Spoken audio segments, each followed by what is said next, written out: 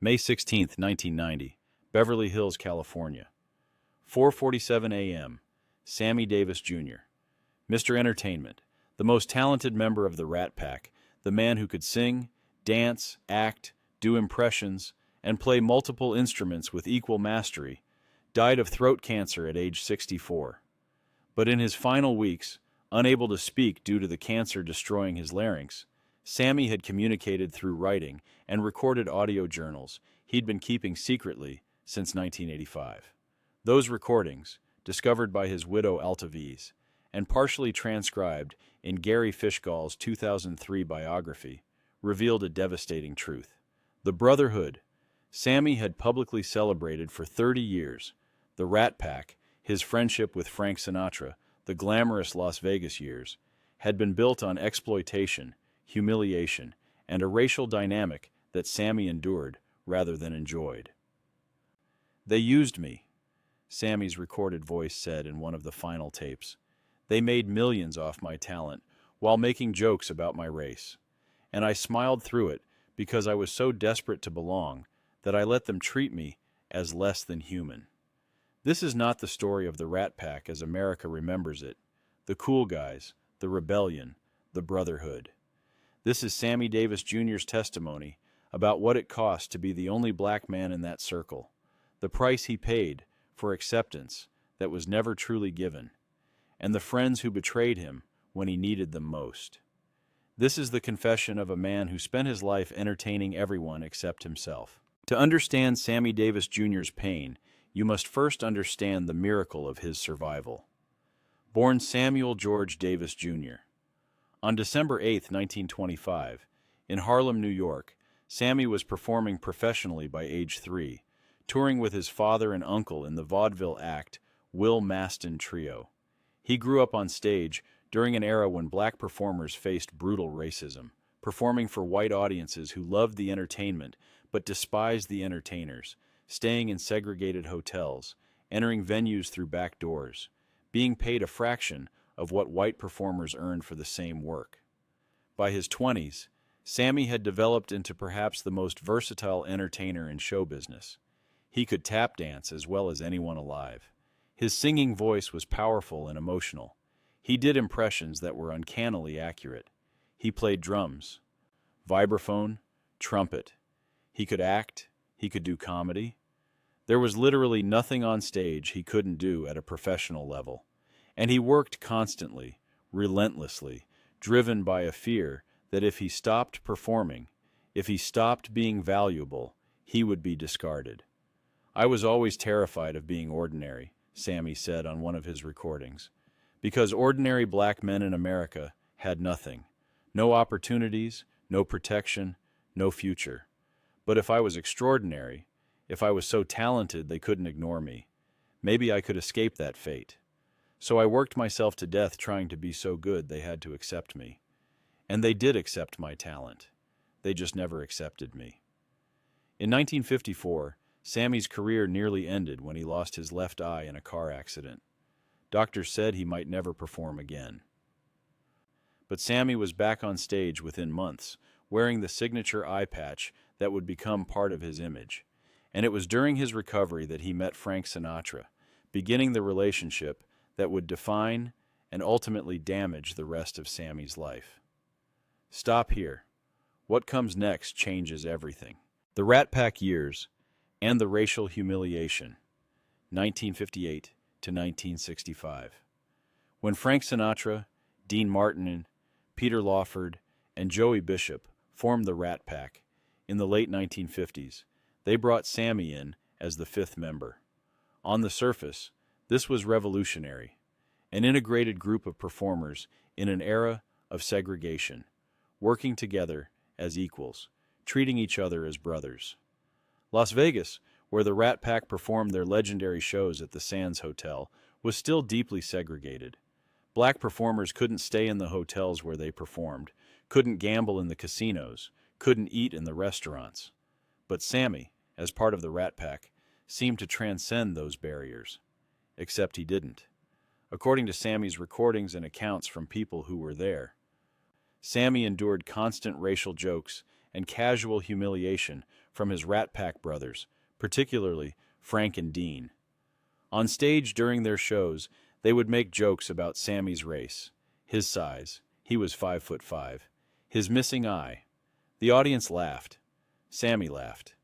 Everyone treated it as good-natured ribbing among friends. The jokes never stopped, Sammy said on his tapes.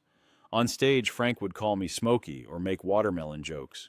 Dean would do jokes about me being the Rat Pack's mascot, like I was a pet, and I laughed. I played along, because that was the price of being included. If I complained, if I showed it hurt, I'd be labeled as difficult, as not being able to take a joke.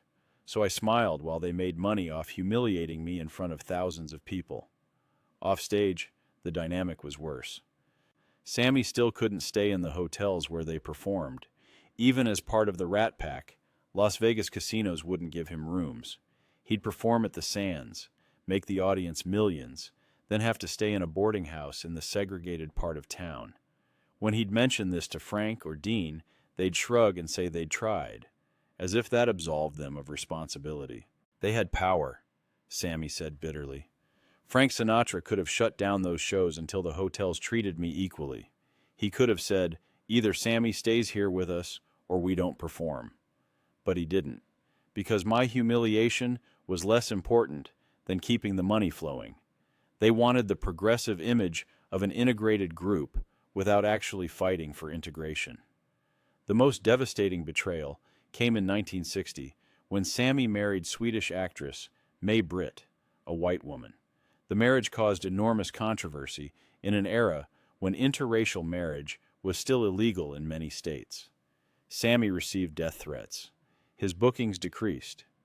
And when President-elect John F. Kennedy was planning his inauguration, Frank Sinatra, who was organizing the entertainment, uninvited Sammy rather than create controversy for the new administration. Frank threw me away, Sammy said on the tapes, his voice thick with emotion even 25 years later. I'd sung for his campaigns, raised money for Kennedy, been a loyal friend.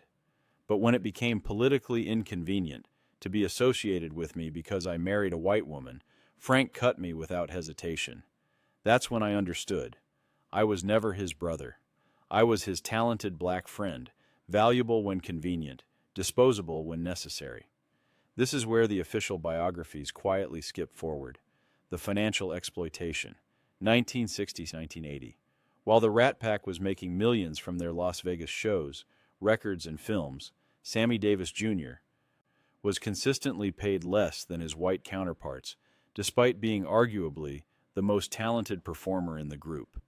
According to financial records Sammy kept and referenced in his recordings, he received a smaller percentage of gross receipts from Rat Pack performances, was paid less for his solo appearances at the same venues, and had fewer opportunities for the lucrative film and television work that Frank and Dean enjoyed. They'd split things equally in name only, Sammy explained. Frank's company produced the shows, so he took a production fee.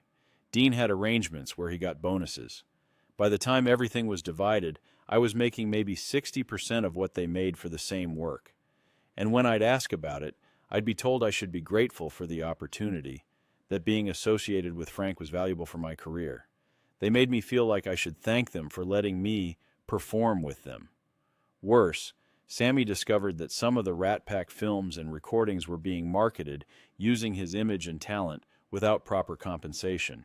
Promotional materials would feature all 5 members equally, but the contracts gave Sammy smaller points on the back end. When Ocean's 11 and other Rat Pack films became huge hits, Sammy's earnings were a fraction of what Frank and Dean received, despite having significant roles. Sammy also faced exploitation from his own managers and handlers. Because he spent money compulsively, partly from insecurity, partly from a desire to prove he belonged in wealthy circles, he was constantly in debt, despite earning millions. His managers structured deals that benefited them more than Sammy, taking enormous percentages and making financial decisions that left Sammy vulnerable. I made over $50 million in my career, Sammy said. I died owing the IRS $5 million. Where did it all go? To managers who stole? To Frank and Dean's companies that paid me less? to trying to buy acceptance from people who would never see me as equal. I was the most talented one in the Rat Pack, and I died broke while they died rich. But the most shocking moment was still ahead. The final years and the ultimate betrayal. 1985-1990. In 1985, Sammy Davis Jr. was diagnosed with throat cancer. The cancer, likely caused by decades of heavy smoking and drinking, was aggressive and would require surgery that would destroy his voice, the instrument that had made him famous. Sammy began the audio recordings partially as a way to preserve his voice, but they quickly became confessional, a place where he could finally say the things he'd never been able to say publicly. As Sammy's health deteriorated, he reached out to his Rat Pack brothers for support. Frank Sinatra was still performing, still powerful in the industry. Dean Martin was retired, but wealthy and comfortable. Sammy hoped for financial help. He owed the IRS millions, and his medical bills were mounting. He hoped for emotional support. He was dying and scared. What he got was silence. Frank sent flowers, Sammy said, on a recording from 1989, his voice already damaged by the cancer. Flowers.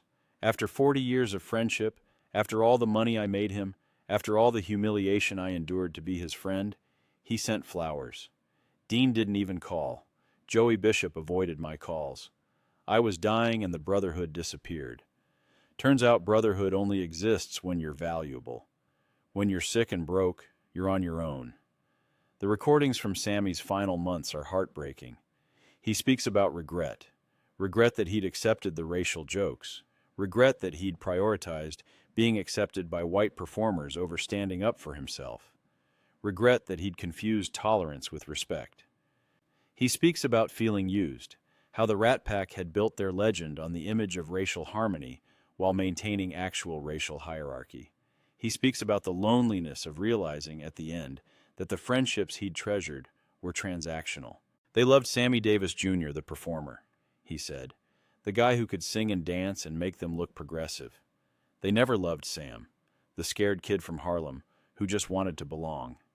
And I wasted my whole life trying to turn their tolerance into love, their use of me into friendship. I was the only one who thought we were brothers. To them, I was always just the talented guy they kept around for the show. Sammy Davis Jr. died on May 16, 1990. His funeral was attended by thousands, including Frank Sinatra and Dean Martin, who delivered eulogies about their dear friend and brother. The media celebrated Sammy as a barrier-breaking entertainer who had transcended racial boundaries. The Rat Pack reunion tours that followed his death made millions more, using Sammy's image and legacy to sell tickets. But Sammy's recordings tell a different story, a story of a black man who endured humiliation and exploitation because the alternative was obscurity, who mistook being used for being valued, and who died realizing that the acceptance he'd sacrificed everything to gain had never been real. And this is the part the studios never wanted revealed, the industry's complicity. The entertainment industry knew what was happening to Sammy Davis Jr. Casino executives knew they were paying him less than white performers. Television producers knew they were booking him less frequently despite his superior talent. Film studios knew they were giving him smaller roles and smaller paychecks than his abilities warranted. And the Rat Pack members knew they were treating him as less than equal while publicly celebrating their integrated brotherhood. But the industry protected that fiction because it was profitable. The image of the Rat Pack as a progressive, integrated group was marketable. It made white audiences feel good about themselves. Look, we accept talented black performers as equals. It provided cover for ongoing discrimination. If Sammy Davis Jr. can make it, why can't others? It was the perfect PR, allowing the industry to profit from the appearance of progress while maintaining the reality of exploitation. Hollywood loved having me as proof they weren't racist, Sammy said. Look at Sammy, they'd say. He performs with Frank Sinatra. He's accepted. But that acceptance came with conditions. I could perform, but I had to accept less money. I could be on stage, but I had to laugh at racial jokes. I could be their friend, but only as long as I didn't demand actual equality. I was the token that proved the system worked, when really I was the exception that proved the rule. The story of Sammy Davis Jr. is not the heartwarming tale of a talented entertainer who broke barriers. It's the story of a brilliant artist who was systematically exploited, who endured humiliation because the alternative was invisibility, who mistook being tokenized for being accepted. His final recordings are a testimony to the cost of that exploitation and an indictment of an industry that still markets his story as inspiration rather than cautionary tale. Sammy Davis Jr. was the most talented member of the Rat Pack. He was also the one who was paid less, treated worse, and abandoned fastest when he was no longer useful. His recordings make clear that he understood this, that he lived with the pain of that understanding, and that he died hoping someone would finally tell the truth about what the brotherhood really was. "I want people to know," Sammy said in one of his final recordings, his voice barely a whisper, "that talent isn't enough, that being exceptional doesn't guarantee respect, that you can be the best and still be treated as less than. I gave everything to people who gave me crumbs and called it friendship. Don't make my mistake. Don't trade your dignity for acceptance. Don't smile through humiliation hoping it will turn into love. They will take everything and leave you with nothing but your pain. And nobody will remember your pain. They'll only remember the performance." Today, the Rat Pack is still celebrated as a symbol of cool, of rebellion, of brotherhood. Tribute shows tour the world. Documentaries celebrate their legacy. But Sammy Davis Jr.'s recordings tell a different story. The story of the cost of being the only black man in that room, the price of acceptance that was never truly given, and the betrayal of discovering too late that you were never really one of them.